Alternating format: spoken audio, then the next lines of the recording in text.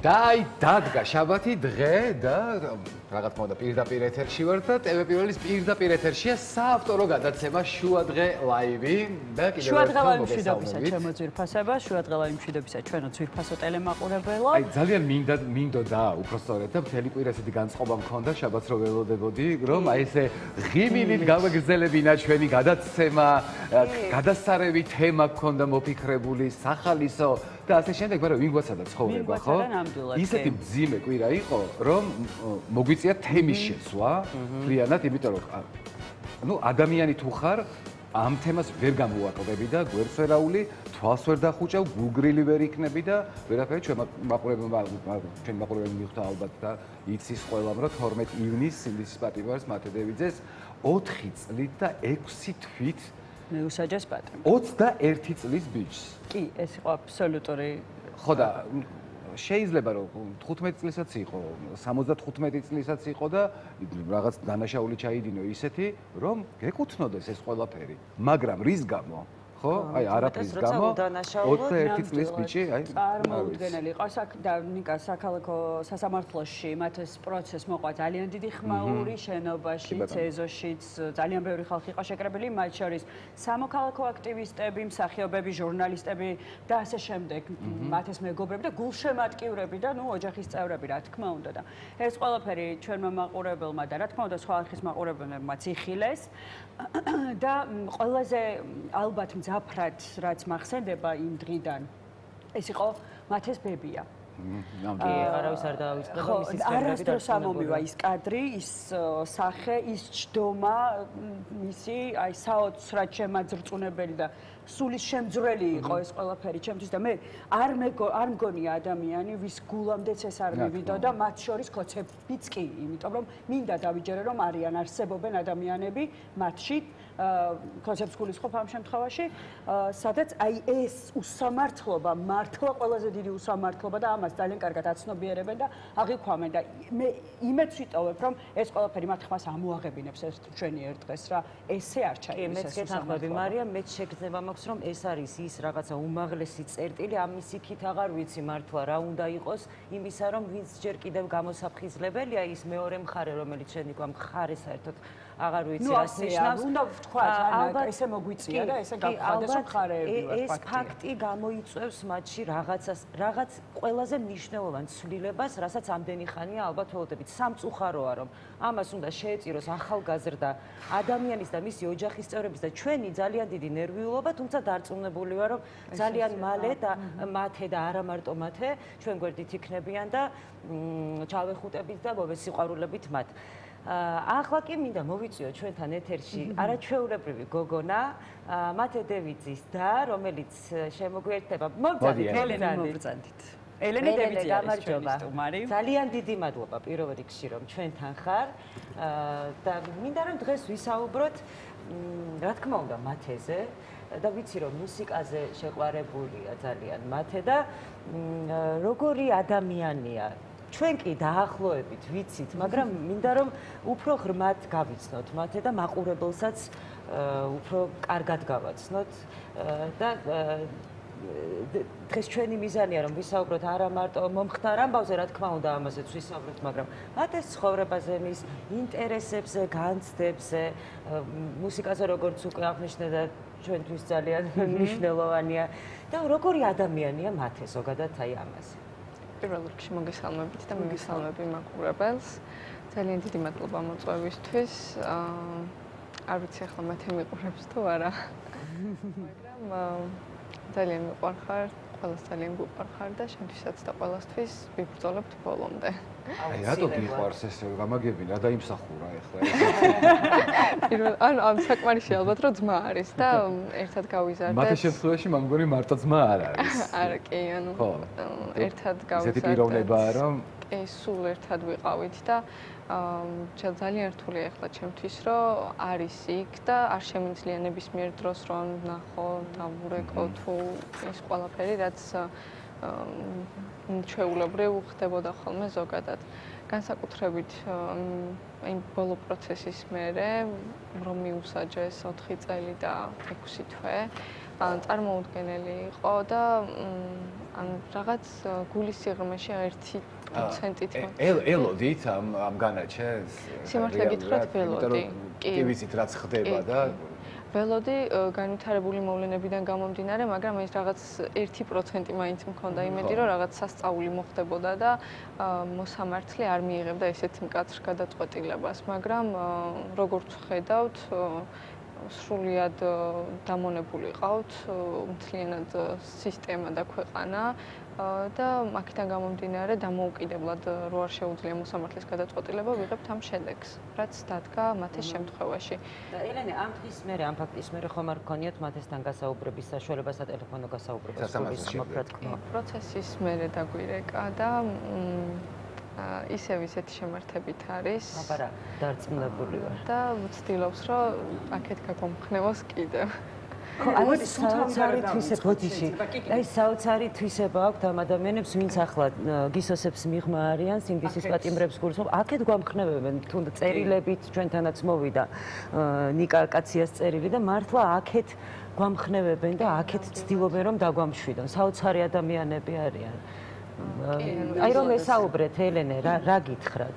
მას სასამართლო პროცესზე ახსენდა და თქვა რომ მას არ უნდა განაჩენის მოსმენა და საოცარი ფრაზებით დატოვა დარბაზი. მივდივარ წყვდიათში სინათლის საძიებლად, ხო? საძიებლად. რა გითხრათ?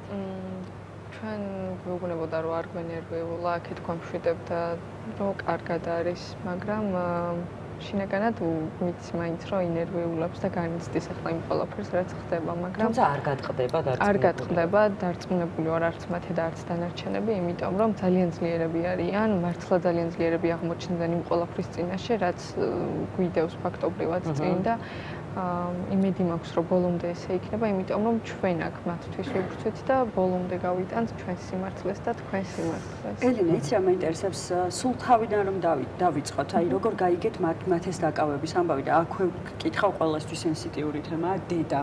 დედა ხო ყველას ცხოვრებაში ძალიან მნიშვნელოვანი ნაწილია და თქვენი დედა ამ შემთხვევაში ემიგრაციაშია. დედამდე როგორ მივიდა ეს ამბავი, თქვენ როგორ გაიგეთ და დღეს დედა რა შემართებით არის, ეს ყველაზე მეტად მაინტერესებს და ალბათ მათესაც და ჩვენ მაყურებელსაც, იმიტომ რომ ძალიან დიდი მნიშვნელობა აქვს ამ დროს დედა როგორ დგას. 19 ნოემბერს დილით 9:30-ზე დაახლოებით დამირეკა დედამ და მითხრა რომ მათეს ველაპარაკებოდიო, აქციაზე არის და თუ შეგიძლია გადაურეკო, რაღაც უცბად გამიგიშა ტელეფონი მოულოდნელადო და მაშინვე გადავურეკე მათეს, მაგრამ ტელეფონი იყო უკვე გათიშული. და ანუ არ მოველოდი, მე მეგონა დაუჯდა, იმიტომ რომ საღამოთი რო წავიდა, უჯდებოდა და ჩემი დამტენიც წაიღო, რომ იქნებ მეყოსო.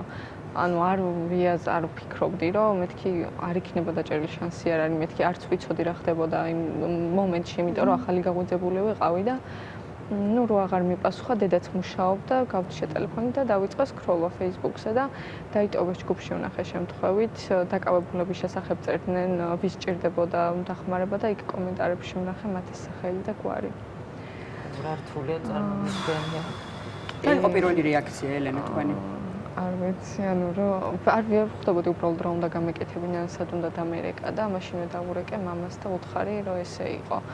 მითხრეს კომენტარებში რომ დავწერე დამიკავშირდით რა ხდება რა ვითარებაში დააკავეს, მეთქი რამოდენიმე მომწერა რომ ადვოკატებთან უკვე დარეკილი ჰქონდათ და უბრალოდ ელოდებოდნენ სად გადავიდო და სად გადაიყვანდნენ და შემდეგ დაგვეკავშირდებოდნენ. ადვოკატთანაც გვქონდა უკვე კონტაქტი, უბრალოდ დაახლოებით 3 საათი არ ვიცოდით სად იყო ადგილმდებარეობა. დედას ვუმალავდი, რამდენიმეჯერ დამირეკა და მკითხა სად არის და ანუ არ ვიცი, ტელეფონი დაუჯდა, ალბათ მოვა სახლში სად წავა მეთქი, მაგრამ კიდევ კარგი სოციალური ქსელიდან არ გაიგო შემთხვევით. სოციალური ქსელიდან გაიგო. აი ეს მაინტერესებდა, ხო? კი, ანუ ეს 1:30-2 საათი დაახლოებით დავმალე, მაგრამ Facebook-ზე ნახა ფოტოები მათის დაკავების, მაშინვე გავრცელდა ყველგან და დამირეკა იმ დღეს მუშაობაც ვეღარ შეძლო და წავიდა სახლში. შემდეგ უკვე ველოდებოდით, რომ გაგვეკო სად იყო და როგორი იყო და დაახლოებით 12 საათზე დამირეკეს დიღმის იზოლატორი და რომ იქ ყავდათ გადაყვანილი. შევიდა ადვოკატი და რაც ჩვენთვის ალბათ იმ მომენტში ყველაზე მთავარი იყო კარგად, არ იყო ნაცემი, რაც შემდეგ დაიწყეს უკვე კატასტროფულად ცუდ მდგომარეობაში აყენებდა ხო ფიზიკური არა შიგნით არა როგორც ვიცი გზაში სცემდნენ და იზოლატორში უკვე ნაცემები მიყავდათ არა მათ შემთხვევაში არა უბრალოდ აი ეს კადრებში რაც ჩანს რომ ათრევდნენ რომ რამენაირად მიიყვანათ საკავების მანქანამდე ეს იყო მხოლოდ კი ცოტა დაზიანებები მიიღო, იმიტომ რომ წყელზეც ცოტა მე მგონი შეწითლება ჰქონდა, ფოტოშიც ჩანს ესე რომ უჭერს ერთი პოლიციელი და ნუ ეს იყო ძალიან ცუდი კადრები, არ ვიცი, მართლა 20 წლის იყო ახლა ამე რო დააკავეს. ზოგის ყელის შეწითლება არ არის და ზოგის ლოყის შეწითლება სიმხელა ამბავი მოყვება ხოლმე რომ ზუსტად კი ну რაც მთავარია კარგად იყო იმ მომენტში და გითხრას რომ 48 საათში გამოუშვებდნენ ადვოკატისთვისაც არაფერი არ უთქვამთ რომ ანუ რამეზე გვაგეჭვიან რამეს ანუ საერთოდ არაფერი რომ ეჭვის დონეზე მაინც გვცოდნოდა და 48 საათის შემდეგ მივედით მე და мама იზოლატორთან 9:30-ზე თუ 8-ზე ვიყავით უკვე მისულები დრო არ ვიცოდით ზუსტად როდის გამოუშვებდნენ და დაახლოებით 10 საათისკენ გამოვიდა მათე იზოლატორიდან და იზოლატორიდან რომ გამოდიხარ საგუშაგო ხომ არის და იქ გვერდზე პოლიციის დეპარტამენტი. საგუშაგოსთან გამოსული უკვე ერთ კარში რომ უნდა გამოსულიყო, ორი პოლიციელი დახვდა და უთხრეს რომ პოლიციის დეპარტამენტში უნდა აეყვანათ რაღაც ფორმალური საკითხების მოსაგვარებლად და 10-15 წუთში გამოგიშვებთო. ჩვენც ადვოკატთან დავრეკეთ, აბრუნეს უკან რა ხდებოდა, იმანაც გითხრა რომ ალბათ რამეზე მოაწერინებენ ხელს გამოუშვებენო, მაგრამ ნუ გავიდა 9 საათი, 1 საათი, 3 საათი გავიდა და უკვე დავრეკილი გქონდა ჩვენს ადვოკატებთანაც, ისინიც აპირებდნენ უკვე მოსვლას, უბრალოდ არ ვიცოდით რა ხდებოდა. და დაახლოებით 12 ხდებოდა უკვე დამირეკა გამომძიებელმა და გითხრა რომ მედავებოდნენ 353 პრიმა მუხლს. რას გულისხმობს ეს მოხდა? პოლიციელზე თავდასხმას და ითვალისწინებს 4-დან 7 წლამდე თავისუფლების აღკვეთას. მე ვერ ველაპარაკე ტელეფონზე გამომძიებელს, მამას მივაწოდე ტელეფონი, ანუ საერთოდ გავიქიშე იმ მომენტში, ანუ ვერ მივხვდი რა ხდებოდა და ნუ მამას სახეც რო დავინახე უკვე რომ ანუ რაღაც ცუდი ხდებოდა, იმ მომენტში უკვე აღარ ვიცოდი რა დამემართა.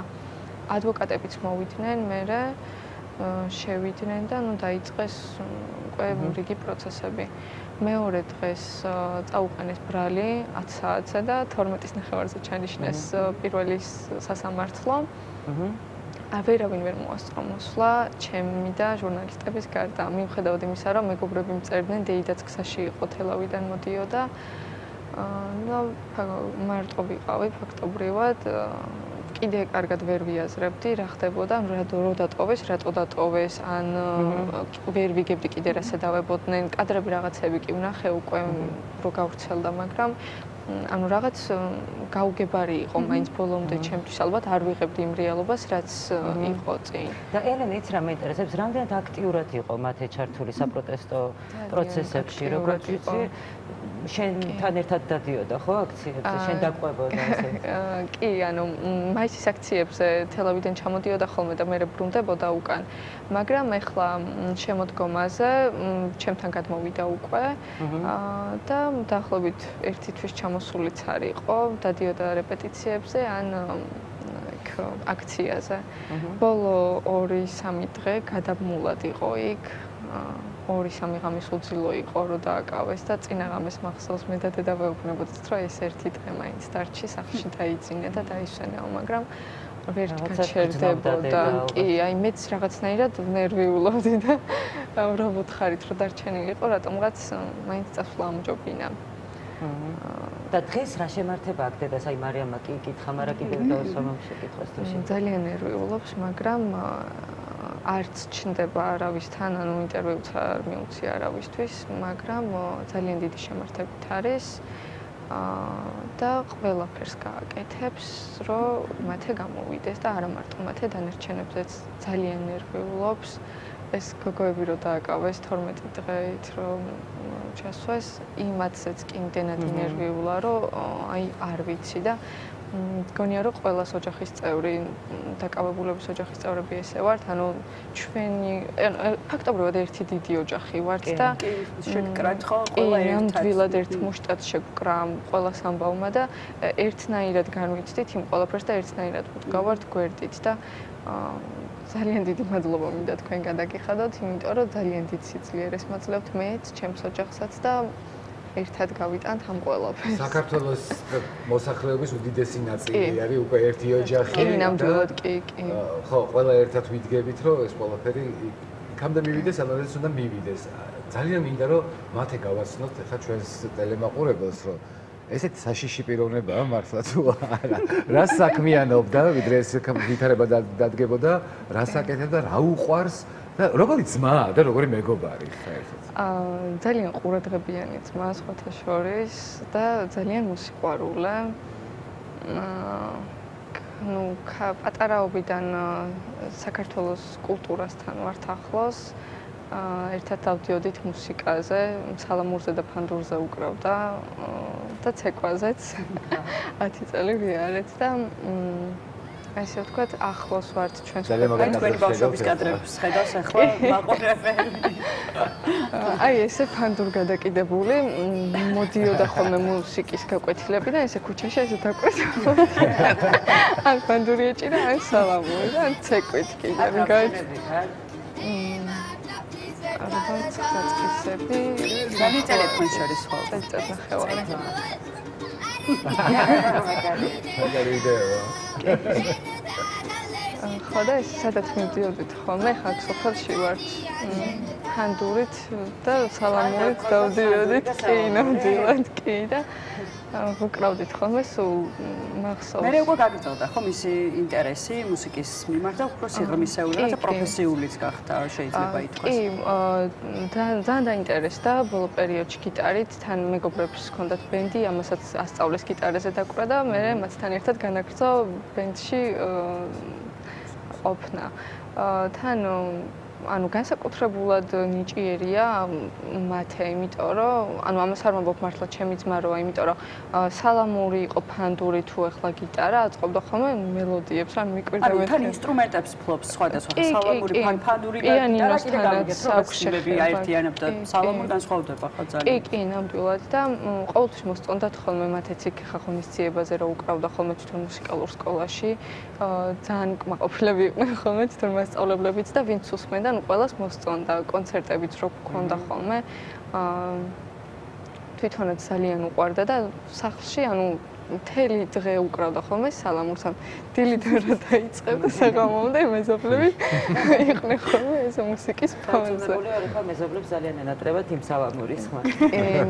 იცი რა მაინტერესებს რეპეტიციები ახსენე რეპეტიციაზე უნდა წასულიყო თუ იყო აი ამ დღეებში სანამ დააკავებდნენ რა რეპეტიციები იგულისხმენ. ბენდის რეპეტიციებზე მეგობრებთან ერთად რომ უკრავდა კონცერტისთვის ემზადებოდნენ და იქ მიდიოდა ხოლმე გიტარით ჩამოვიდა თბილისში და იმ საღამოსაც იყო რეპეტიციაზე და რომ მოვიდა მე გავიდა აქციაზე გიტარის დასატოვებლად და ну შემდეგ მათ დააკავეს და გიტარა დაგვრჩა ჩვენ. და კონცერტიც შესაბამისად კონცერტიც ძალიან მენატრება ჩემი გიტარა მოსამართლეს ვთქვა რომ ძალიან მენატრება ჩემი გიტარა მე ეჭვიც არ მეპარება რომ მათე ძალიან მალე დაუბრუნდება თავის გიტარას მე ესე მგონია და შენ მაინტერესებს პირადად მოდი გადავიდეთ მაინც ამ ნაწილზე რა მოლოდინები გაქვს მე როგორც რიგით მოხალხეს მაქვს მოლოდინი ძალიან კარგი ძალიან მალე მაგრამ შენ როგორც ამ დროს მნიშვნელოვანი ემოციები ირთვება ხოლმე რთულია ძალიან რაღაცეების მართვა საკუთარ თავში.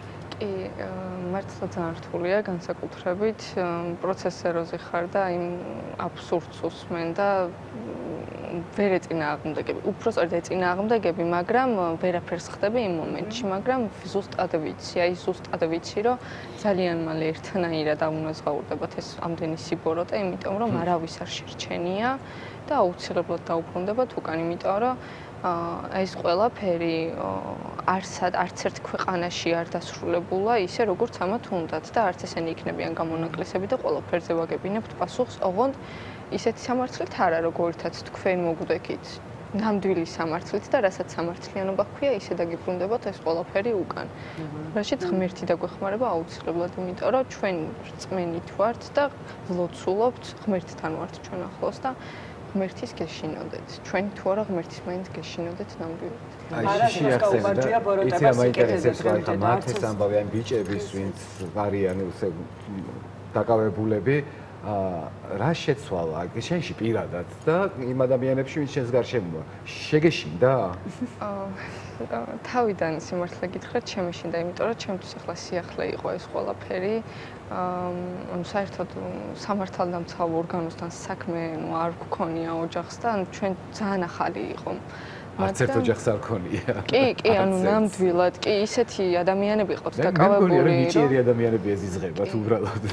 ვისაც რაღაცის შეცვლა შეუძლია, ზუსტად ეს ადამიანები წაიყვანეს, იმიტომ რომ ეს ადამიანები ამათ მოუღებდნენ ბოლოს. იმდენად ძლიერები არიან და იმდენად გისოსებს მიღმაც მოუღებენ ბოლოს. გისოსებს მიღმაც აქვთ იმ ხალხალა, რომ მაინც კი, ნამდვილად. ელენე, რამდენად მნიშვნელოვანია ქუჩის პროტესტი? ძალიან მნიშვნელოვანი პირველ რიგში ალბათ პატიმრებისთვის, იმიტომ რომ დაინახონ, რომ კიდევ ვიბრძვით, ასევე გარე ფაქტორებზეც მგონია, რომ ძალიან მოქმედებს, იმიტომ რომ აქციების წყალობით არის, რომ სანქციები მოდის და კიდევ გზაშია. ველოდეთ კიდევ.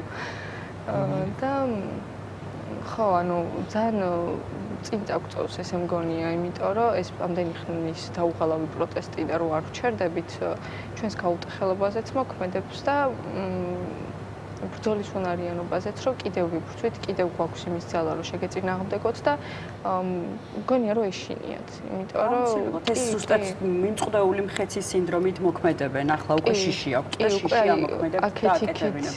კი, აღარ იციან რას მოედონ, რითი შეგვეშინონ, სრულიად აბსურდ კანონებს იღებენ, მეცინება ხოლმე უკვე რა ვკითხულობ და ეგ მაგას ვაშურება, კი.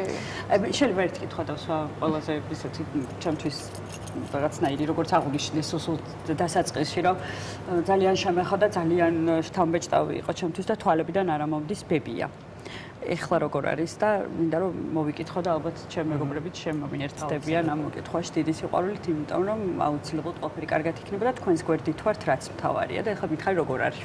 ძალიან ნერვიულობს სასამართლოდან სახლშიც რომ მივედით, რაღაცნაირად ვერ წყნარდებოდა, მაგრამ მათემ რომ დაგვირეკა, ცოტა მოეხსნა მე. ელაპარაკა, ხო ბებიასაც ელაპარაკა ალბათ. კი, მე ბებია და დეიდა ველაპარაკეთ ერთად და რაღაც მხნეობას ვინარჩუნებდი მეც და ვცდილობდი რომ მეთქი არაუშავს, მაინც გამოვა მალე და ნერვიულობდნენ. რაღაც ცოტა ამოისუნთქეს მე რომ დაელაპარაკნენ, მაგრამ ზუსტად ვიცი რომ ეხლაც სახლში რო არიან, ძალიან ნერვიულობენ, ჩემთან აღარ არიან, კახეთში წავიდნენ უკვე და დარდი დამრჩა მე რომ ისინი იქ ნერვიულობენ, დედა საზღვარგარეთ არის და ხო, აი ეს არც არის გასაკვირი შენი სიმძიმე, იმიტომ რომ ძალიან ბუნებრივია ამ დროს გქონდეს ის განცდა, რაც ამ შემთხვევაში გაქვს და ყველა ოჯახის წევრს, თუმცა ეს თქვენ არ გტეხთ და ეს არის ყველაზე მნიშვნელოვანი და მე მგონი დროა რომ მოვიწვიოთ ჩვენთან ხო სტუდიაში ჩვენი სტუმარი არაჩვეულებრივი ეკა ჭყონია, მოგბრძანდით. თესეოს ასოცირებული პროფესორი, ფსიქიატრი, ქალბატონი ეკა ჭყონია, მოგბრძანდით. დიდი მადლობა რომ ხართ ჩვენთან ერთად. მოგესალმებით. ჩვენს მაყურებელს გაუკვირდეს რომ უცბად ფსიქიატრი რატომ არის ელენესთან ერთად არ გაუკვირდება რა თქმა უნდა იმიტომ რომ ისეთ რეალობის წინაშე ვდგევართ რომ ფსიქიატრიის თემა არის უკვე კარგი ხანია და გვინდა რომ თქვენთან ერთად უბრალოდ თქვენი დახმარებით გავარკვიოთ თუ რა შედეგი შეიძლება ფსიქოლოგიური და ფსიქიატრიული დადგეს ამ ჯანმრთელობის ხო ჯანმრთელობის რა თქმა უნდა როდესაც აი არ ვიცი 21 წლის ახალგაზრდას აბსოლუტურად უმიზეზოდ კეტავ გისოსებს მიღმა ხო აი რა ხდება ამ დროს ადამიანში და მის ფსიქიკაში რა თქმა უნდა უამრავ ადამიანზე ვლაპარაკობ და არა მარტო მათეზე ხო კი ბატონო, ძალიან დიდი მადლობა მოწვევისთვის და ამ თემაზე საუბრისთვის. ეს არის რაღაცნაირად, რა თქმა უნდა, კლასიკური, ესე ვთქვათ, კვლევები იმასთან დაკავშირებით, თუ რა შეიძლება ადამიანს დაემართოს, როდესაც მას გამოამწვევენ ციხეში, ხო? და ბუნებრივი ხა ჩვენ მინდა უბრალოდ გაგახსენოთ რომ არც ისე დიდი ხნის წინ გადავიტანეთ ესე ვთქვათ იზოლაციის პერიოდი პანდემიის დროს მაშინ უფრო მეტად დაიწყეს საუბარი ფსიქიკურ ჯანმრთელობაზე და რა ხდება იზოლაციის შედეგად ხო და ძალიან კარგად მაშინ ძალიან ბევრი საუბრობდა იმაზე რომ არ შეიძლება ადამიანების იზოლაცია სოციალური იზოლაცია და ეს არის ძალიან საფრთხის მომტანი განსაკუთრებით როდესაც შენ ხარ განვითარების ეტაპზე ხო და ნუ ამას კიდე რა შედეგები მოყვება და დღემდე გრძელდება ეს კვლევები რა შედეგები მოყვა იმას რომ ზოგიერთ ქვეყანაში ფაქტიურად რამდენიმე წელიწადით ადამიანები რომლებიც იყვნენ სოციალური განვითარების ასაკში გამოამწყვდიეს სახლებში ხა ხო არ ყოლაპარაკი მაგრამ ციხეში ჩასვა ეს რაღაცა საკუთარ სახლში ხო ანუ შეიცვალა მისი გარემო ხო ის იზოლაცია რა შედეგებს ახდენს უბრალოდ მე მაინც მინდა ვთქვა რომ აქ ცოტა განსხვავებული ვითარება რა თქმა უნდა ეს არ არის სტანდარტული ვითარება როდესაც ადამიანი ჩასვეს ციხეში ხო ეს არის ძალიან დიდი ესე ვთქვათ თავგანწირვა ხო აქ არის ადამიანი რომელიც ძალიან დიდ საქმეს აკეთებს და აი როდესაც ჩვენ ვაპარაკობთ სტრესთან გამკლავებას თქვა და ესეთი დიდი განსაცდელის გადატანის მიმართ მდგრადობას და გამძლეობას ძალიან ხშირად საუბრობთ ხოლმე მორალურ კომპასზე ანუ აი შინაგანად მე რა მწამს მე რამდენად მწამს რომ ის საქმე რასაც მე ვემსახურები ხო ეს ძალიან ღირებულია ხო ამად ღირს და მე რეალურად ამ მომენტში იმას კი არ აღვიქვა ეხლა რა დღეში ვარ. ხო მე ვხედავ ის მორალური კომპასი რას ნიშნავს რომ მე გზას უყურებ და მე ვხედავ შედეგს. ხო და მე შედეგზე ვარ ორიენტირებული. ამიტომ აი ნაწილია ესეც და ამიტომ იქ ხარ ხო. ხო და ამიტომ სულ გვიკვირს ხოლმე რომ ეს გმირები რო არია ხო აი როგორ შეძლეს აი ამ გზის გავლა ხო და ამ რეალურად ჩვენ ახლა უყურებთ გმირებს. ახლა მართლა ესე ახლა ყოველგვარ გაზვიადების გარეშე და მე მგონი მთელი ერი. ყოველ შემთხვევაში მე ესე უგზნობ თავს ვიძინებ და ვიღვიძებ იმის განცდით რომ აი ეს არის რაღაცა სინათლე მართლა სინათლე რომელიც ჩვენ ახლა გზას გვინათებს და ჩვენ უნდა შეგკრას ხო და მე დარწმუნებული ვარ რომ ამ ადამიანებსაც აქვთ ეს შინაგანი განცდა რომ ისინი ძალიან დიდ საქმეს ემსახურებიან ამიტომ ახლა მე ბანალურად რომ დავიწყო იმაზე საუბარი რომ შეიძლება განვითარდეს ესეთ ვითარებაში როდესაც ადამიანს მოამწყდებენ ესე ვთქვათ იზოლაციაში მე მგონი არ იქნება სწორი მაგრამ ზოგადად რო თქვას ხო ეს რა თქმა უნდა ძალიან დიდ დროს ვაკარ რეალურად ეხა რო თქვა აქ ლაპარაკი არის სოციალური განვითარების სოციალური ურთიერთობების ადამიანის სოციალურად თუ არ ურთიერთობს ეს არის ერთ-ერთი პირველი ნიშანი რომ არის ფსიქიკური პრობლემა ან ის რომ აუცილებლად თუ ადამიანს სოციალურად გამოკეტა განვითარდება რაღაცა დიდი ფსიქიკური პრობლემები ხო მაგრამ კიდევ ერთხელ მინდა ვთქვა რომ აქ ცოტა განსხვავებული მდგომარეობა გვაქვს და აქ ცოტა სხვანაირად უნდა შევხედოთ საქმეს თუმცა რა თქმა უნდა ეს ადამიანები რომლებიც ამას ჩადიან და აი ესე წირავენ ხო იმათ არც ის აქვს გაცნობიერებული თქვა ესენი რა საქმეში ამას ვერ აღიქვავენ მე მგონი ან შეიძლება აღიქვავენ ძალიან ეშინიათ ვერ გეტყვით და ვერც იმას იაზრებენ თუ რამხელა უბედურებაში დგამენ და რამხელა უბედურებას აკეთებენ ხო მაგრამ მე მაინც მგონი აი როგორც მგონი არა ესეა მე არ მგონი ეს ცნობილია რომ ადამიანი ყველაფერს გაუმკლავდება თუ იმას აქვს მიზნის განცდა და აი აქ არის კიდევ ერთიანობის და თანადგომში ყოველთვის ვამბობთ აი ეს მხარდამჭერი ქსელი ხო როგორი მხარდაჭერი აქვს ოჯახის წევრების მხრიდან და ზოგადად საზოგადოების მხრიდან მე მგონი ჩვენ ახლა ვალი არის ნამდვილად პრინციპში ჩვენ კი არ უჭერთ მათ მხარს უბრალოდ ჩვენ უნდა მათ გავყვეთ და უნდა ვიყოთ ერთად ხო და აი ეს ერთიანობა ხო თვითონ შიგნით მათი განცდა რომ ისინი ერთიანები არიან ამ მიზანში და ჩვენი აქედან აი ეს თქვა ეს ერთიანობა აუცილებლად დაეხმარებათ მათ რომ ეს ყველაფერი გადალახონ.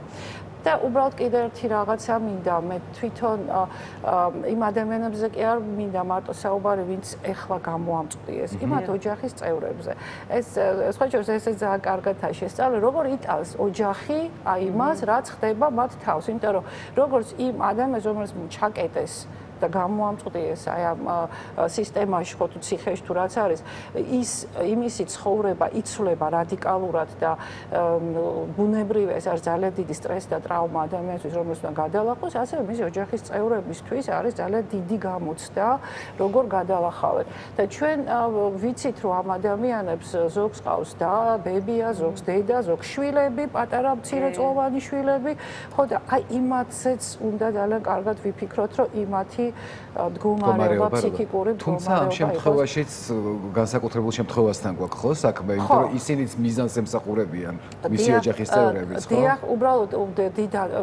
დასრულ ადამიანს მაინც აი თუ კიდე 20-21 წლის ადამიანი მაინც დასრულია ის ამ საქმეშია იმას აქვს ეს განცდა ზოგს ყავს 3 წლის 4 წლის შვილი 10 წლის შვილი რომელსაც ჭირდება შესაბამისი ახსნა განმარტება და გაცნობიერება იმისა რომ ეხლა იმის მამა თუ დედა რომ ესეთ მდგომარეობაშია ეს ძალიან მნიშვნელოვანია ხო და მართლაც რომ იყოს ეს მნიშვნელობის აღქმა მთელ საზოგადოებაში და სწორედ ამ მნიშვნელობის ირგვლივ უნდა იყოს ჩვენც უნდა ქონდეს ეს მორალური კომპასი როგორც და ჩვენც უნდა დავინახოთ ეს გზა და ეს გვერდში დგომა იმ ადამიანებისთვის გისოცეს მიღმა მათი ოჯახის წევრების თანადგომა და საზოგადოების თანადგომა მათ მიმართ ხომ მართალია? ამიტომ ოჯახის წევრები ძალიან მნიშვნელოვანი ადამიანები უნდა იყვნენ ჩვენთვის და მათით გვერდში დგომაც ჩვენი აუცილებლად ესე ვთქვათ მიზანი უნდა იყოს.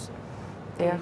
და ერთია როცა აი ნიკამაც ხაზი გაუსვა ცოტა ხნის წინ ამას და მეც მინდა შევეხო ერთია როცა გაკავებენ რაღაც კონკრეტული დანაშაულისთვის და ამისთვის იხდი ამისთვის პატიმრობაში ხარ თუ ესეც როგორი რთულია წარმომიდგენია როგორი გასავლელია და მეორეა როცა სრულიად უდანაშაულოდ გიწევს ამ გზის გავლა ეს ალბათ კიდევ სხვანაირად კიდევ სხვა რაღაც ხდება ამ დროს ადამიანის ფსიქიკაში არა? ხო, იცით რა თქმა უნდა აქ შეიძლება იყოს უსამართლობის განცდა და რაღაცნაირი ბრაზი, აუცილებლად არის ბრაზი, მაგრამ ამ ბრაზს, აი ამ ემოციებს მაინც ძლევს ისე ვიტყვი ის მიზანი, რისთვისაც მე ვიცი, ახლა უდანაშაულობის განცდა ამ შემთხვევაში არის, რომ მე რაღაცა ძალიან დიდი მიზნისთვის მიწევს ამის გავლა, ხო? და უბრალოდ ამ ბაზამას ფსიქიატრიის გამოცდილებას რო არ მივყვეთ, აი ეს თქვა იგივე ზღაპრები, მითოსი, ლეგენდები, რაც შემოდის ჩვენთან, რაზეც ვიზრდებით, ხო? და ესეთი ადამიანების ცხოვრებაზე ვიზრდებით ჩვენ, ხო? ფაქტიურად ამირანი რომ ცეცხლი მოუტან ადამიანს, მაგრამ ამისთვის კორტნია, ხო, დრემდე, ხო? ანუ რაღაც, ხო, აი ეს და ეს ჩვენში დევს პრინციპში ეს განცდა უნდა იდოს ყოველ შემთხვევაში ნორმალურ ჯანსაღ ადამიანში უნდა იდოს ეს ამბავი, რომ რაღაცა ნათელისთვის და ეს ძალიან სიმბოლური იყო, რაც მათემ თქვა, ხო, მივდივარ სიბნელეში ნათელი საძებნელად, ხო, საძებრად. იმიტომ რომ ეს ნათელია ჩვენი ის აი ნათელს უყურებთ, ხო, ჩვენ ხო სიბნელეში არ უნდა წავიდეთ, ჩვენი ნათელისთვის უნდა წავიდეთ. ნათელია ჩვენი გზის ბოლო. ხო და ვინც აქეთკენ მიდის ის არის სწორედ მაგრამ ამ ნათელისკენ წასვლა ძალიან რთული პროცესია ხო რაღაცა სიგნალი უნდა გაიარო რომ მე ნათელამდე მიხვიდე ხო რაღაცა პირველი აი რაღაც მათეს ამბავი რომ გამოცხადდა ხო უცბა თავში მომდა დანკო ხო უკრაინელი გმირი ხო ადამიანმა ამოიღო გული და ამ თავისი გულით გაუნათა თავის ხალხს გზა რომ გამოსულიყვნენ აი ამ რაღაცა ჯურგმული და ხო აი ზუსტად იგივე ასოციაცია მომივიდა ახალგაზრდა კაცი რომელმაც ფაქტიურად გაიღო ყველაზე ძვირფასი იმისთვის რომ ადამიანებს გზა გაუნათოს მაგრამ ეს შეგნება თუ არა აქვს ადამიანისთვის არის ზრდება ესეთ რაღაცეებზე ხო ეს რომელიც ჩვენში შემოდის ბავშვობიდან ეს აყალიბებს პიროვნების ფსიქიკას ხო ფსიქიკა რა არის ფსიქიკა არის მე პიროვნება რა ვარ და როგორ გაუმკლავდები ამ თუ იმ პრობლემას როგორ აღვიქვა ამ თუ იმ პრობლემას როგორ შევებძოლები ამ თუ იმ პრობლემას ხა ყველა პრობლემა ხო ამიტომაც არის როდესაც მე მაქვს მიზანი როდესაც სინათლეს ვხედავ გვირაბის ბოლოს მე ყველაფერს გადამალახინებს ხო და მე თუ მთელ ცხოვრება გვირაბში ვარ და იქ შიში ვიძირები რომ ვაიმე და სინათლეს რა თქმა უნდა ეს ძალიან ეს არის ზუსტად ის რაც გვაგდებს დეპრესიაში სასოწარკვეთაში შეიძლება გამოიწვიოს რაღაცა სუიციდური აზრები გაბოროტება ბრაზი და ყველა ნეგატიური ემოცია რაც კი შეიძლება ამას მოყვეს აი ორი კითხვა მაქვს აი რა როგორც ფსიქიატრი როგორც ექიმი აი რა რჩევას მისცემთ აი იმ ადამიანებს, ვინც საფრთხეში არიან ეხლა. ხო, მე მგონი მე კი არ უნდა მივცეთ ჩემო ისინი გვაძლევენ ჩემას და ისინი გვაკლევენ. ხო, რა თქმა უნდა, ეს რწმენა არის ძალიან მნიშვნელოვანი და რწმენა არავითარ შემთხვევაში არ უნდა შეიცვალოს. ნუ არ ვიცი, ახლა შეიძლება სხვადასხვა ფაზაში იყოს ადამიანი, როდესაც ძალიან გაბრაზებული. შეიძლება ხალხსაც იყოს გაბრაზებული, ხო მე მართლა არის ხოლმე, ხო, როდესაც მე აი ამდენს ვაკეთებ და გვერდში შეიძლება ესე თანადგომას ვერ ვძნობდე, ხო? მაგრამ არ აქვს მაგას აი რა ფაზაშიც არ უნდა იყოს ყოველთვის დარწმუნებული ვარ, რომ მათ იმსეთი რწმენა აქვს და ისეთი განცდა და ეტყობათ კიდევაც, ხო? როგორ ძლიერად არიან ერთი წუთით, არც ერთი წარბი არ შეხრია, რაღაცა გამომეტყველებაზეც არ შეტყობია, რომ ან ნანობდეს, ან სასოწარკვეთაში იყოს, ხო? და მე დარწმუნებული ვარ, ეს ბოლომდე ესე იქნება და ჩვენთვის ჩვენი მხრიდან უნდა ვიცით რა არის კი ძალიან მინდა ვთქვა რომ ერთ წელიწადში ესე აღარ იქნება და მე პირადად მწავს რომ ესე არ იქნება მაგრამ მაინც და მაინც დროზე რო არ ავიღოთ ორიენტირი და ეს არის ის ბრძოლა რომელშიც ჩვენ ყველა უნდა შევიდეთ და ეს ადამიანები არიან ჩვენი ესე ვთქვათ სინათლე და ჩვენ ძალიან დიდ საქმეს აკეთებენ ქვეყნისთვის და ჩვენი სამშობლოსთვის ამ ადამიანების ფსიქოტიპი გავიგეთ და მიზანი გააჩნიათ, სიყვარული გააჩნიათ და ზუსტად იციან რას აკეთებენ და რისთვის სად არიან. ეხლა ფსიქოტიპი მაინტერესებს იმ ადამიანებს, ვინც ჩაიდინა ეს ყველაფერი, ამათ რა ჭირთ? ეცდა სხვა შორის, აი მე როგორც ფსიქიატრი, ჩვენ ხა ნებისმიერ ადამიანს ფსიქიატრია იცის, ხო? აი ეს ფაქტი, რომ ადამიანს სჯერა ეს არის ძალიან ისეთი ადამიანს სჯერა, რომ ევროპის გადამხდელების ფულით დაიქირავოს მთელი ორგანიზაციები ესე ვთქვათ მუშაობენ იმაზე რომ ვიღაცა აქ დაიქირავონ და იმათ მე Facebook-ში წერო რომ ვიღაცა მონა თუ ვიღაცა ის არის ხო აი ეს აბსოლუტურად არაადეკვატურია და ჩვენ ნებისმიერ ფსიქიატრის მცოდნე მიცის რა სიმპტომია როდესაც ეს გრანდიოზულობის განცდა გაქვს რომ გონია რომ ეხლა მთელი ორგანიზაციები მომართულია იმისთვის რომ ვიღაცებს ფული გადაუხადონ რომ შეზე რაღაცა სიტყვა წერონ ხო ამიტომ ამ ალბათ ხო ნახე ესე ლაპარაკობენ ჯერად კი ჯერად ის სიმპტომია როდესაც საპატიმოში სასამართლო დარბაზში ეკითხებიან ადამიანზე რომ და ვინ არის თუ არა და საერთოდ არ იმყოფება და აი ამ დროს როდესაც მიღმალერი სიმპტომია ეგ ხო ეს ეხლა ეცეთ რა არის მაინც ის რო ვერ ხედავს ფაქტია რომ იქ არ არის საერთოდ არ იყო კი ბატონო, აი ფსიქიკურ ჯანმრთელობაზე როდესაც საუბრობ, ჩვენ უნდა ვისაუბროთ პიროვნებაზე, როგორ ყალიბდება პიროვნება, რა მორალზე, რა იდეალებზე. ახლა ის მორალურ კომპასი, ვის რა მორალური კომპასი აქვს, ხო? და ნუ ახლა ადამიანს, რომელსაც ეხლა რეალურად ჩვენ აიქით ამხარეს თუ ვლაპარაკობთ სინათლეზე, აქ ვლაპარაკობთ ადამიანებზე, რომლებიც გამომწყდეულები არიან, აი ამ რაღაცა სიბნელეში და აი აქ იხარშებიან და აი ამის იქით ვეღარ ხედავენ.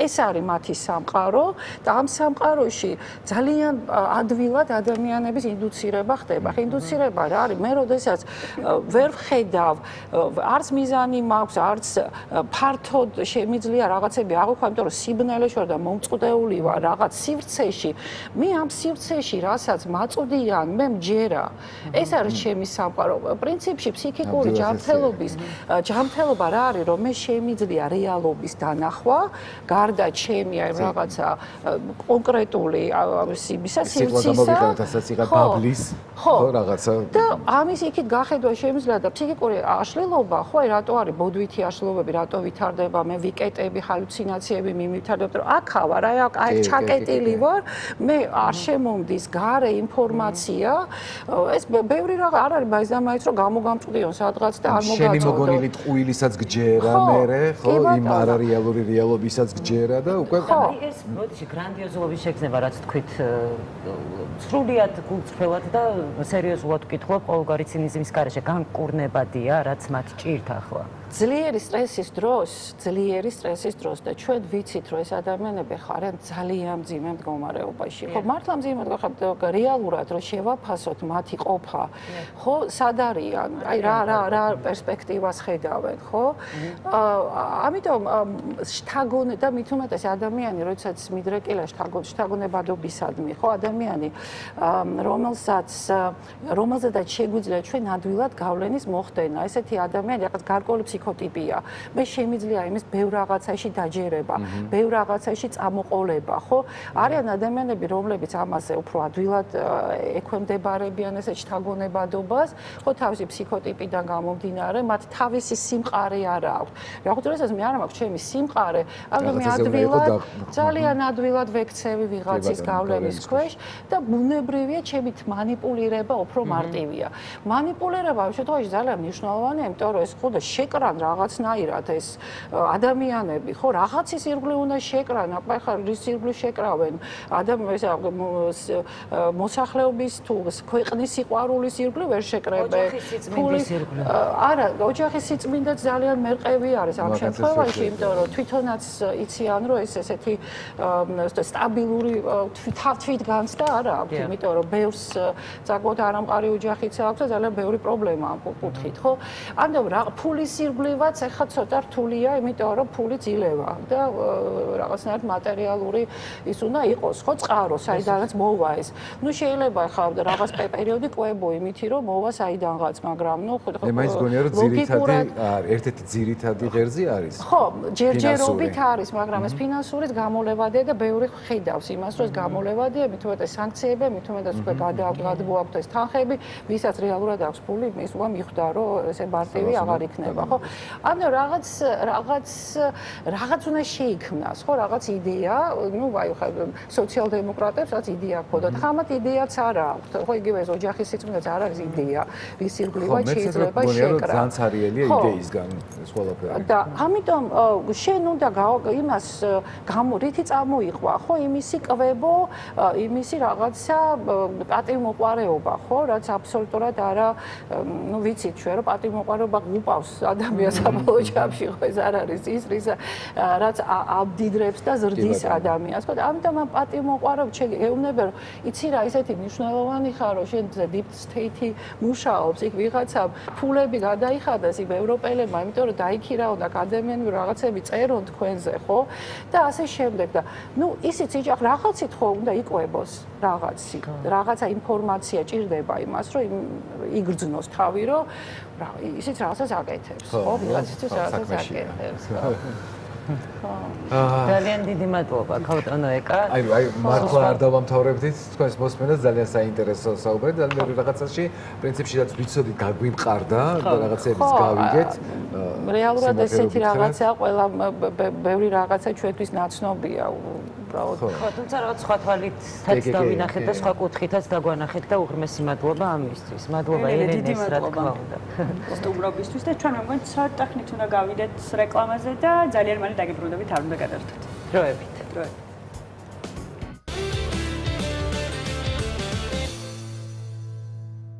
ასე ჯანსაღი ფსიქიკი დაგიბრუნდით ზოგადად ეთერში და ვერ ვიტყოდი. ვიტყოდი ძალიან კარგად, ისაც არა იმანიკიცოს. აქეთ კი და იქით არ. სამაგიეროდ არაჩვეულებრივი ადამიანებს შემოგვიერთეს ეხლა თავისი ჯანსაღი ფსიქიკი. საინტერესოესი რუბრიკი. ჯანსაღესი დავეთანხმები და ხალხოტანი მაია ხერხეულიძე შემოგვიერთება თავისი რუბრიკით ექიმის რჩევები. რუბრიკას წარმოგიდგენთ ავერსის ბრენდი დეკლარი. დეკლარი, შვეიცარიული კოსმეტიკა ქალისა და მამაკაცის მგრძნობიარე კანისთვის. მოგესალმებით ძვირფასო ტელემაყურებლებო, წინ ძალიან საინტერესო რუბრიკა გველოდება. ზაფხულია წინ, რა თქმა უნდა, ყველასთვის ყველაზე საყვარელი დრო, თუმცა ზაფხულსაც თავისი პრობლემები ახლავს ხოლმე ხშირ შემთხვევაში და დღეს ჩვენ სწორედ ამ პრობლემებზე ვისაუბრებთ, თუმცა მანამდე შეგახსენებთ, რომ რუბრიკის სპონსორია დეკლარი, შვეიცარიული პრემიალური ბრენდი, რომელიც სპეციალურად შექმნილია მგრძნობიარე კანისთვის. ეს არის ბრენდი, რომელიც 45 წლიანი გამოცდილებით პოზიციონირებს მსოფლიოს ბაზარზე და ეს არის ბრენდი, რომელიც ყოველთვის ორიენტირებულია შედეგზე. მაშ ასე დღეს ჩვენ ვისაუბრებთ პრობლემებზე, რომელიც ხშირ შემთხვევაში უკავშირდება ზაფხულს, კერძოდ კი კვებით ინტოქსიკაციებზე, ზაფხულში გამწვავებულ ინფექციურ დაავადებებზე და დღეს ამ მიზნით ჩვენ სტუდიაში მოვიწვიეთ ექიმი ინფექციონისტი, კლინიკა ნეოლაბის ინფექციონისტი, მედიცინის დოქტორი ქალბატონი მაია ბუწაშვილი. ქალბატონი მაია, დიდი მადლობა სტუდიაში მობრძანებისთვის. თქვენ ყოველთვის საუკეთესო და ყველასთვის საყვარელი რესპონდენტი ბრძანდებით. ქალბატონი მაია, მოდით ვისაუბროთ თუ რატომ ამწვავეს ზაფხული ზოგიერთ კუჭ-ნაწლავის პრობლემას და რატომ არის რომ სხვა სეზონებთან შედარებით ჩვენ ყოველთვის ნაწლავური ინფექციები ისევე როგორც გარკვეულწილად კვებითი ინტოქსიკაციები ამ სეზონს როგორც წესი უფრო უკავშირდება. დიახ, ახლა ძალიან აქტუალურ თემას მივადექით. თქვენ დაიწყეთ ზაფხულის ინფექციები და ცოტა ფართოდ რომ შევეხოთ. რა თქმა უნდა, საკვებთან ასოცირებული ინფექციები ნომერ პირველი პრობლემაა, თუმცა ასევე ზაფხულთან ასოცირებული ინფექციებად შეიძლება ჩავთვალოთ, მაგალითად კიპებით გადამტანი, იმიტომ რომ ადამიანები ბუნებაში ხშირად არიან და სულ ვაფრთხილებთ და კიდევ ერთხელ გამოვიყენებ შანსს, რომ ეცვათ მაგალითად გრძელი შარვალი და სახელოები და გამოიყენონ მწერების განდამცავი და ასე შემდეგ. ეს ერთი ცალკე ჯგუფია. და ალბათ დათვალიერებაც მშობელმა მერე რომ კარგად დაათვალიეროს რომ აღმოაჩინოს. კი ბატონო. ეს მნიშვნელოვანია. ასევე ეგრეთ წოდებული მოცურავეების ყური ზაფხულის ინფექციებად ითვლება, იმიტომ რომ აუზებში თუ მდინარეში და საკმაოდ ხშირია, ამაზეც რომ მოუწოდოთ რომ გაუფრთხილდნენ თავიანთ ყურებს, ან დაიცვან, ან ქუდი ეფაროთ და ვიზუალურად არასუფთა წყალს მოერიდონ. ასევე ხშირია სოკოვანი ინფექციები, იმიტომ რომ ხშირია ფეხში შველის სიარული და ასე შემდეგ, მაგრამ ისევ რომ დაუბრუნდეთ, ყველაზე მთავარი მაინც მართალია ეს არის საკვებისმიერი ინფექციები და წყლისმიერიც, ხო? დიახ, როგორც თქვენ აღნიშნეთ, კუჭ-ნაწლავის ტრაქტის დაზიანებით მიმდინარე ინფექციები. რატომ იმატებს მაიკო? რა თქმა უნდა, პირველ რიგში აქ ტემპერატურაზე ვართ დამოკიდებული, იმიტომ რომ საკვები თუ კი ჩვეულებრივ მაგალითად მომზადებული საკვები შეგვიძლია ვთქვათ სხვა ტემპერატურაზე გარეთ მეთხანს იყოს, ზაფხულში დაუყოვნებლივ თუ არ მოთავს და მაცივარში, იქ ბაქტერიები ელვისის სწრაფით მრავლდებიან, ასევე ნაწლავური ვირუსები და პარაზიტები.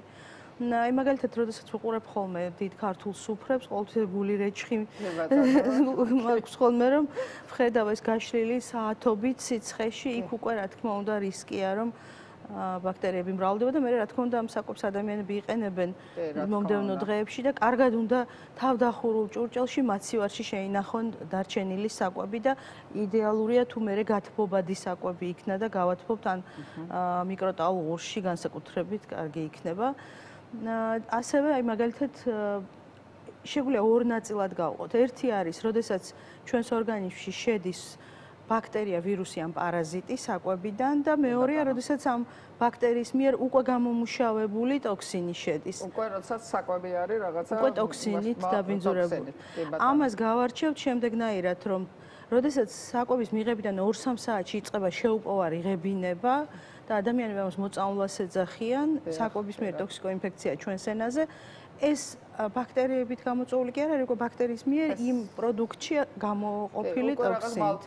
მალფუჭებადი პროდუქტი, იმიტომ რომ ბაქტერია გამრავლდა ტოქსინი გამოიყო და ჩვენ პირდაპირ უკვე ამ ბაქტერიის ესე რომ თქვა ჩხამი მივიღეთ ჩვენს ორგანიზმში. განსაკუთრებით აი კრემებში, ნაყინში, კრემებში ამ ტიპის რძის პროდუქტები განსაკუთრებით კარგი გარემოა თუ კარგად არ არის შენახული. ასე დროს ფაღარათი ნაკლებად არის, სიცხე არ არის. და თავარი რისკი აქ ისევ არის, რომ ადამიანმა ვერ შეირგოს სითხე და დაემართოს გაუწყლოება. დასალება და განსაკუთრებით ბავშვებში შეიძლება ძალიან ადვილად განვითარდეს გაუწყლოება.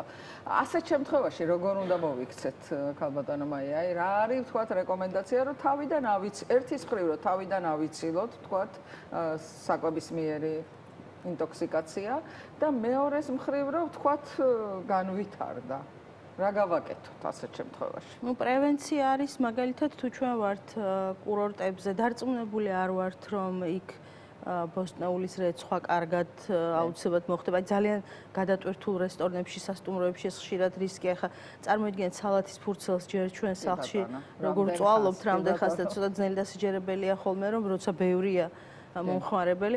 ამიტომ ჯანსაღყვებას რა ჯობია, მაგრამ ასე დროს ჯობია მაგალითად სალათებს მოვერიდოთ და უფრო ცხელი საკვები მივიღოთ, რომელშიც ნაკლებია ალბათობა, რომ იყოს ბაქტერიები.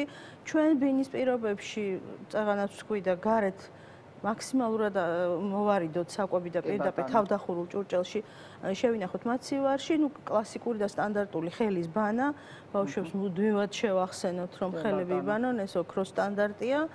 და თუ მაინც უკვე დაგვემართა ინფექცია ან მოწამვლა, ეგრეთ წოდებული, მაშინ უნდა მივაქციოთ ყურადღება გარკვეულ ნიშნებს, როდის მივმართოთ ექიმს. თუ ჩვილი ბავშვი აქვს რისკების გაწევა, არის ერთმნიშვნელოვნად პედიატრი ან ინფექციონისტი უნდა ნახონ, როდესაც ჩვილი ბავშვი აღებინებს, ეს ნამდვილად ოჯახის პირობებში ძალიან რთული სამართავია, იმიტომ რომ შეფასება გაუჭირდება მშობელს, როდის ჭირდება ჩარევა. ასევე სასურველია, რომ მძიმე ქრონიკული დაავადებების მქონეებზეც არ იყოს რისკი და დროულად მიმართონ ექიმს, მაგრამ დანარჩენ ჩვეულებრივ შემთხვევებში სტანდარტულად მთავარია, რომ სითხე მივაწოდოთ. ჩვენთან ძალიან უყვართ გადასხმები და ხა მაშინვე გადასხმა არ ჭირდება. გადასხმის ამოცანაა, რომ სითხე შეივსოს. ამიტომ თუ ყლაპავს და იირგებს სითხეს, არაფერი არ უნდა. ხდება მაშინვე ამ სითხეს ღებინებაც, ხო? თუ და სითხე უნდა მივაწოდოთ. უნდა მოვერიდოთ ეგრეთ წოდებულ კუჭის შემკვრელ პრეპარატებს, რაც ძალიან უყვართ ჩვენთან მაშინვე დალევან ხოლმე. კი, კომფორტს ქმნის, მაგრამ ეს უკიდურესი ღონისძიება და თუ მაგალითად გზაში ვართ ან სადღაც საზოგადოებაში ვართ და ეს აუცილებლად გვჭირდება, თორე ეს არ არის მკურნალობა, ანუ სახელს არ დავასახელებ, მაგრამ ვიცით ჩვენ რომ არის ანტისაფაღარატო პრეპარატები, რომელიც უბრალოდ მექანიკურად ნაწლავის მაგალითად არ ვიყენებთ, იმიტომ რომ ბავშვთა ასაკში არ გამოიყენება, ინტოქსიკაციის რისკი შეიძლება გაგვიზარდოს, თქვათ ის, რასაც ორგანიზმი დევნის თავისი და ნიკავებს ორგანიზმს და შეიძლება პრობლემა შეგვიქმნას. კი, და კარგია რომ დიაგნოსტიკა ჩავატაროთ. თუ ახლა კურორტზე ვართ, ბუნებაში ვართ, ამას ვერ ვიზამთ, მაგრამ რაღაცნაირად თითქოს ამ მიმართულებით დიაგნოსტიკის სიმწირეა. ჯობია რომ განავალი გამოკვლეული იქნას პარაზიტებზე, თუ გახანგრძლივებულია ხოლმე ეს დიარეა, განსაკუთრებით ზაფხულში ხშირია ლამბლით, ანუ GRD-ით ინფიცირება, ამის ანალიზიც არსებობს. და განავლის ბაქტერიოლოგიური კვლევა, რომ გავარჩიოთ არის ეს სალმონელა, შიგელა თუ რომელი. ზუსტად ამ მხარეს მინდოდა რომ მეკითხა, იმიტომ რომ ზაფხულში გარდა იმისა, რომ თქვათ ახლა რაც ჩვენ თქვით, ტოქსიკოინფექცია, განსაკუთრებით ეს ბაქტერიული ინფექციებიც იმატებს ხოლმე და თქვათ შიგელოზი, სალმონელოზი და აქვე თქვათ რომ რაღაც პერიოდის წინ აფეთქებასავით დასავლეთ ევროპაში, საქართველოში მე მგონი იმდენი არ იყო ეშერიხია კოლით გამპირობებული ინფექციები. თუ შეიძლება ორი სიტყვით რომ ამ ინფექციებსაც შევეხოთ, ამ შემთხვევაში როგორია კლინიკა, ვთქვათ, საკვებისმიერი ინტოქსიკაციიდან განსხვავებით და რა უნდა გავაკეთოთ, თუ უკვე აი ესეთი კლინიკა ვითარდება, რა შემთხვევაში უნდა მივიდეთ ექიმთან და რა არის, ვთქვათ, ის რაღაცა საყურადღებო ნიშნები, რომელიც არასოდეს არ უნდა გამოგვსჭეს. მაწლაური ბაქტერიული ინფექციების საერთოდ დამახასიათებელია ცხადია ფაღარათი, ზოგჯერ ღებინება და ხშირად ტემპერატურის მომატება ან ერთ-ერთი მათგანი. ერთ-ერთი ყველაზე საშიში ამ დროს არის განსაკუთრებულად პათოგენური ნაწლავის ჭხირი, რომელსაც აი ზოგჯერ მედიაში გაჟღერებენ ხოლმე HUS ეძახიან, ანუ ეს ინგლისური აბრევიატურა HUS, ანუ ჰემორაგიულ ურემიული სინდრომი. შეუძლია გამოიწვიოს ამ განსაკუთრებით ტოქსიურმა ფორმამ სისხლჩაქცევები, სისხლდენა შინაგანი და თირკმლის მძიმე დაზიანება. და განსაკუთრებით აი როდესაც თავიდანვე ანტიბიოტიკებით იწყებენ ფაღარათის დროს ეს დაუშვებელია ადამიანებმა ესე თვითნებურად რასთან გვაქვს საქმე კი ფაღარათის დროს ესე თვითნებურად ანტიბიოტიკები არ უნდა მივიღოთ. თუ შევამჩნიეთ სისხლჩაქცევა ან ღებინება რაღაცა ძალიან შეუპოვარია, მივარდნილია ადამიანი, ასეთ შემთხვევაში ან განავალში სისხლია, შარჩის სისხლია, ასეთ დროს რა თქმა უნდა აუცილებლად უნდა მაშინვე მიმართონ პაციენტებმა ექიმს. თვითონ აი ვთქვათ შიგელოზი, სალმონელოზი, ესეც შეიძლება რომ ანალოგიურად მძიმედ მიმდინარეობდეს გართულებებით თუ ვთქვათ აქ დეჰიდრატაციაა მაინც ძირითადი პრობლემა. ნებისმიერ ბაქტერიული ინფექცია შეიძლება მიმდინარეობდეს გართულებით. აი სალმონელაც თითქოს არსებობს სუბუქის შემთხვევით, მაგრამ სალმონელური სეფსისიც კი არსებობს. ამიტომ კიდევ ვიმეორებ, აი მთავარი ნიშნები რომ ადამიანი მივარდნილია, საიდანმე სისხლდენა აქვს, ტემპერატურა შეუპოვარია, ღებინება შეუპოვარია, აუცილებლად უნდა მიმართონ ექიმს. და აქვე გამოვიყენებ შანსს და ბევრჯერ ჩვენც გვისაუბრია ამაზე, აი ეს ტერმინი ენტეროვირუსი, რომელიც ფიგურირებს, კიდევ ერთხელ რომ ხაზი გაუსვათ. საქმე იმაშია, რომ ნამდვილი ენტეროვირუსებიც არის ზაფხულში. ენტეროვირუსები არის ეს ეგრეთ წოდებული, მაგალითად ერთ-ერთია ხელის, ფეხის და პირის დაავადება, რომელსაც ზუსტად ზაფხულში აქვს ციკლურობა და ეს ტერმინი იმიტომ იწვევს დაბნეულობას. თუ ჩვენ ენტეროვირუსზე ვლაპარაკობთ, ეს არის გამონაყრით მიმდინარე დაავადება სიცხით და არა კუჭნაწავით. ისიც ზაფხულში უფრო ხშირად და ახლა სხვათა შორის საკმაოდ ბევრია შემთხვევები. სხვათა შორის შუტყვავილასთან ერთად, იმიტომ რომ შუტყვავილაც ძალიან ბევრია. და ნაწლაურ ინფექციებს ენტეროვირუსები არ ქვიათ. ეს არის ნაწლაური ინფექციები, მათი სახელი ან დიარეული და სხვა ვირუსები იწვევს. ძირითადად თქვათ ადენოვირუსი, როტავირუსი, ახლა როტას ვირუსთან დაკავშირებით ალბათ ცოტა ნაკლები, იმიტომ რომ ვაქცინაციის მერე თქვათ გარკვეულწილად შემცირდა, თორემ მას საკმაოდ მძიმე დეჰიდრატაცია შეიძლებოდა რომ გამოიწვია და პრინციპში დეჰიდრატაციისაც ძალიან გვეშინია. ჩვენ გარდა ვთქვათ აი ამ ბაქტერიული ინფექციისა შეიძლება რომ ვთქვათ არ იყოს ბაქტერიული ინფექცია, მაგრამ გაუწყლობა სწრაფად შეიძლება განვითარდეს და მაგალითად ნოროვირუსის დროს ყურადღება. აი ასაკობრივად უნივერსალურია ნოროვირუსი, ერთ-ერთი რომელიც ადვილად სადიაგნოსტიკოა განავალში ანტიგენის ტესტით, მაგრამ რაღაცნაირად შეუმჩნეველი რჩება, არა და დიდი აფეთქებები ახასიათებს და მასაც შეუძლია ძალიან სწრაფად გაუწყლოება მოახდინოს და ერთბაშად ბევრ ხალხზე გავრცელდეს. და ამიტომ აქაც მოკლედ კიდევ ვიმეორებ, აი კარგია ხოლმე რომ თუ ორგანიზებულ ჯგუფში მოხდა აფეთქება მაგალითად, ხო? თუნდაც ერთმა და ორმა რომ ჩაიტაროს დიაგნოსტიკა, უკვე გასაგები ხდება ყველას, ხო? ეს არის ერთი და იგივე. ხშირად მithkoms ხოლმე მე უარი უკვე რომ დანარჩენებს აღარ გინდათ გამოკვლევა, იმდან ტიპიური აფეთქებაა, რომ გასაგები არ გაქვთ. არის გამომწვევი. ძალიან დიდი მადლობა, ქალბატონო მაია, დარწმუნებული ვარ, რომ ჩვენი მაყურებელი მიყვება იმ რჩევას, პირველ რიგში როგორ მოახდინოს პრევენცია, მიყვება იმ რჩევებს, რაც შეეხება როგორ შეინახოს საკვები, რომ მიიღოს ყოველთვის სუფთა წყალი, რომ აუცილებელია ჰიგიენა განსაკუთრებით და მალფუჭებადი პროდუქტებსაც მოერიდება. გაიწყაროს წყლებს რომ მოერიდონ კიდევ მაქსიმალურად ეს დაგვაუწყდება. და რა თქმა უნდა, ამ დროს განსაკუთრებით მნიშვნელოვანია, რომ ვიცოდეთ, რომ წყალი არის სუფთა, იმიტომ რომ ეს ერთ-ერთი ხშირად არის ხოლმე და ჩვენ გვაქვს, რომ აფეთქება შეიძლება იყოს წყალთან მიმართებაშიც და გაითვალისწინებს იმ საშიშროების ნიშანსაც ყოველთვის თუ დაინახავს ასეთ პრობლემას აუცილებლად მიმართავს ექიმს და ეს იქნება ადრეული დიაგნოსტიკა. ძალიან დიდი მადლობა. და ჩვენს მაყურებელს ჯანმრთელობას ვუსურვებ. რუბრიკას წარმოგიდგენთ ავერსის ბრენდი დეკლარი. დეკლარი, შვეიცარიული კოსმეტიკა ქალისა და მამაკაცის მგრძნობიარე კანისთვის. ძალიან დიდი მადლობა, კალბატონ ხო გეუნები გუბეებიდან მოსვლა. ძალიან საინტერესო რჩევებია ქალბატონ მაიას როგორც ყოველთვის, ორივე მაიას ამ შემთხვევაში. კი, ნამდვილად. თქვათ და ხო მე მგონი ჩვენს ეთერში საინფორმაციო გამოშვების დრო დადგა. დადგა. ნახოთ პირველები და დაგიბრუნდებით ძალიან საინტერესო ამბით, ძალიან მალე.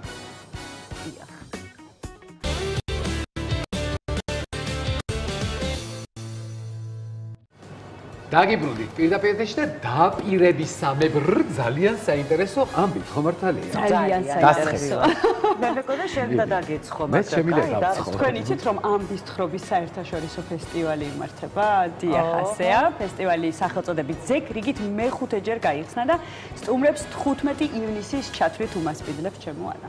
კი, მე ასევე ვიცი რომ ფესტივალზე 120-მდე უცხოელი და ადგილობრივი სპიკერი წარსდგება მსმენელის წინაშე და მათ 3 დღის განმავლობაში შთამაგონებელ და რაღაცნაირი უნიკალურ ამბებს გაუზიარებს. კი ბატონო და მთავარია კიდე რომ წელს პირველად გლობალური და საერთაშორისო ბრენდი Coca-Cola Bottles Georgia ფესტივალის პარტნიორი, რომელმაც ძალიან საინტერესო განსატვირთი ზონები მოაწყო და ანა ზაკაშვილი მოგვიყვება ამ ყველაფრის შესახებ, რომელიც გუშინ დაესწრო ღონისძიებას. ნახოთ. ფესტივალი, რომელიც მოიცავს დისკუსიებს, სესიებს, ფილმების ჩვენებებს, ვორქშოპებს, შემეცნებით ტურებსა და არაფორმალურ ღონისძიებებს. რეგიონში პირველი საერთაშორისო ამბის თხრობის ფესტივალი სახელწოდებით ზეგ უკვე მეხუთეჯერ გაიხსნა და 3 დღის განმავლობაში ინდუსტრიის წამყვანი პროფესიონალები შთამაგონებელ და უნიკალურ ამბებს გაგვიზიარებენ. 2019 წელს საფუძნდა ეს ფესტივალი და იდეა არის რომ ვილაპარაკოთ ყველა საინტერესო ამბავზე, რომელიც ხდება ნებისმიერ ინდუსტრიაში. შესაბამისად, წლევანდელი ფესტივალი ძალიან მრავალფეროვანია თემატიკის კუთხით, ჩვენ ვისაუბრეთ გლობალურ პოლიტიკაზე, საქართველოში მიმდინარე მოვლენებზე ცხადია, ეკონომიკაზე, ხელოვნებაზე, ფილოსოფიაზე. ნებისმიერ ადამიანს შეუძლია იპოვოს მისთვის საინტერესო თემა და ინსპირაცია ზეგის დღეების განმავლობაში. საერთაშორისო გლობალური ბრენდი Coca-Cola Bottlers Georgia აქტიურად უჭერს მხარს მსგავსი ტიპის კულტურულ და ინტელექტუალურ პროექტებს და წერს პირველად ზეგ ფესტივალის პარტნიორი გახდა. ონორეს ტერიტორიაზე open mix სივრცე მოეწყო, ხოლო მთავარ სცენასთან ფოტოზონა განთავსდა. ფესტივალის სცენა ყოველწლიურად ეთმობა მედიის, ლიტერატურის, ფოტოგრაფიის, კინოსა და ტექნოლოგიების სფეროს წარმომადგენლებს, რომლებსაც ჩვენამდე მოაქვთ სხვადასხვა ინდუსტრიის მსოფლიო და პირად საქმიანობაში მომხდარი, გამორჩეული და საინტერესო ამბები. მომხსენებელთა შორის კი არიან როგორც ქართველი, ასევე უცხოელი პროფესიონალები. ესეთი მასშტაბური ჯერ არასდროს ყოფილა ჩვენი ფესტივალი და მეხუთე წელს, ნუ ალბათ იყო დრო რომ ყოფილიყო მასშტაბური. წელს ესეთი სპიკერით ჯოზეფ სტიგლიცით წარუსდგებით მაყურებლის წინაშე, რომელიც არის ნობელის პრემიის ლაურეატი. ასევე გამოვარჩევდი ჩვენს ჩილელ არქიტექტორს ალეხანდრო არავენას. ყავს ლეგენდარული ბრიტანელი ფოტოგრაფი პლატონი, რომელსაც ფაქტიურად ყველა მსოფლიო ლიდერი ყავს გადაღებული Times-ისთვის. მოხარული რომ ფილმი, რომელსაც წარმოვადგენ ერთ-ერთ ყველაზე აქტუალურ თემას, დეზინფორმაციას ეხება. ის ანალიზებს მის გავრცელებას, გამომწვევ მიზეზებს და შედეგებს. ბევრ ქვეყანაში ამ პრობლემის გამო დემოკრატია მკვეთრად უარესდება, რადგან საზოგადოებას არ აქვს ცოდნა, როგორ გადაამოწმოს მიღებული ინფორმაცია. მიხარია, რომ ამ თემაზე ფილმი იქმნება და განსაკუთრებით მაინტერესებს, როგორ მიიღებს მას საზოგადოება და როგორ გავრცელდება მისი მთავარი გზავნა. ამბის თხრობის საერთაშორისო ფესტივალი ზეგ წელს ქვეყანაში მიმდინარე საპროტესტო მოვლენების ფონზე განსაკუთრებულ აქცენტს სწორედ დემოკრატიასა და თავისუფლებაზე გააკეთებს. აქ იკრიბება, შეიძლება ითქვას, თავისუფლებისთვის მებრძოლი ადამიანები, ის ხალხი, ვინც პრინციპში ქმნის ამ ველს, ამ ენერგეტიკას, რაც უპირისპირდება რეპრესიას, დიქტატურას, ჩაგვრას და აქ მოისმენთ ისტორიებს, რომელიც პრინციპში გამოხატულება, დემონსტრირება იმისა, თუ რა შეუძლია ცალკე აღებულ ერთ ადამიანს და როგორ შეიძლება ეს გადაედოს დიდ ჯგუფს იმისთვის, რომ მას უკეთეს სამყაროში ვიცხოვროთ. ზეგ ფესტივალის მომხსენებელთა სია წელს განსაკუთრებულად მრავალფეროვანია. შესაბამისად, ინსპირაციას აქ ნებისმიერი ადამიანი იპოვის. ფესტივალი 13 ივნის დაიწყო და სტუმრებს 15 ივნისის ჩათვლით უმასპინძლებს. ძალიან დიდი მადლობა ანას საინტერესო სიუჟეტისთვის, ორგანიზატორებს, მართლა არაჩვეულებრივი ფესტივალია და ჩემ მეგობრებს მოვკარი თვალი და განსაკუთრებული სიყვარული მათ ჩემგან და მადლობა არაჩვეულებრივი და შეუერთდე მათ. რა თქმა უნდა. იმიტომ ჩვენი გადაცემაც დასასრულს მიუახლოვდა და ხვალამდე უნდა დავემშვიდობოთ ჩვენს ტელემაყურებელს. და ჯეკი ჩანი? ჯეკი ჩანზე მე ვისაუბროთ, ალბათ ჯობს რომ ხვალ ვისაუბროთ ჯეკი ჩანზე და თუ რას ნიშნავს ჯეკი ჩანი, გაინტერესებს. მაშინ ხვალ უნდა ვიყუროთ რომ გაიგოთ ჯეკი ჩანში რას გულისხმობდით. ხვალამდე გეცნობთ.